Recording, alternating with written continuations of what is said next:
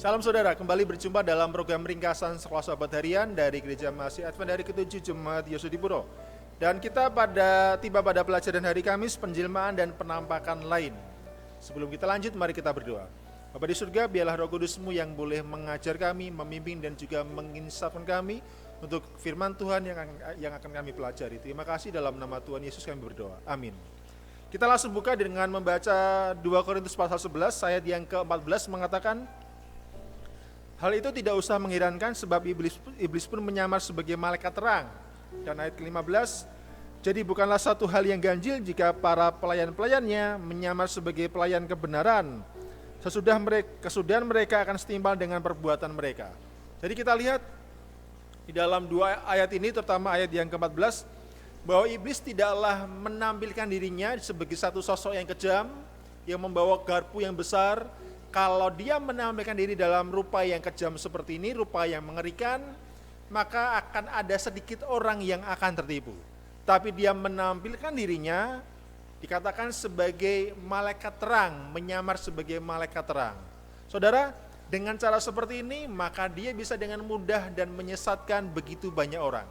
Sehingga pertanyaan bagi kita adalah, bagaimana caranya agar kita tidak tertipu ketika dia menyamar sebagai malaikat terang atau pelayan-pelayan iblis menyamar sebagai pelayan kebenaran? Kita akan membaca dalam Efesus pasal 6 ayat ke-12, dikatakan demikian. Efesus pasal 6 ayat ke-12, karena perjuangan kita bukanlah melawan darah dan daging, tetapi melawan pemerintah-pemerintah, melawan penguasa-penguasa, melawan penghulu-penghulu dunia yang gelap ini, melawan roh-roh jahat di udara.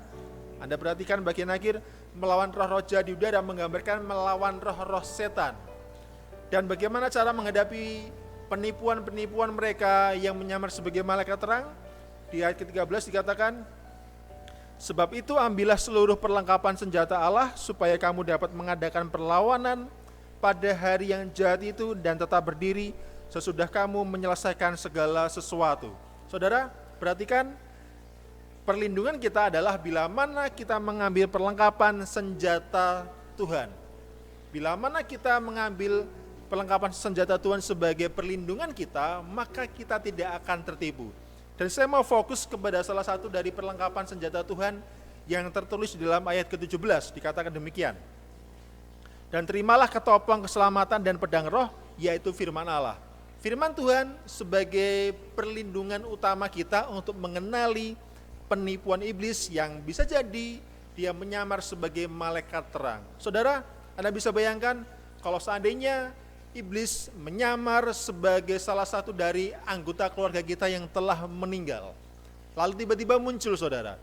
Dan kalau kita kenali dari Alkitab, maka kita bisa ketahui itu bukanlah arwah daripada keluarga kita yang telah meninggal, tapi adalah karena pekerjaan setan, karena roh-roh setan yang menyamar tampak seperti malaikat terang, yang menyamar tampak seperti orang salah satu keluarga kita yang telah meninggal. Jadi saudara, kita bisa mengenali segala macam penipuan iblis dalam hal apapun bila mana kita mengetahui daripada firman Tuhan. Dan bahkan kalau Anda baca dalam kitab Matius pasal 24, di sana penyesatan setan lewat pengajarannya, lewat mesias-mesias palsu yang muncul, yang bahkan bisa menyamar tampak seperti Mesias, yang menyamar tampak seperti Yesus. Tetapi bila mana kita lihat dari firman Tuhan, kita tahu bagaimana cara kerja iblis yang dikatakan oleh firman Tuhan, maka kita bisa mengenali bila mana dia datang dengan segala tipu daya dan penyamarannya.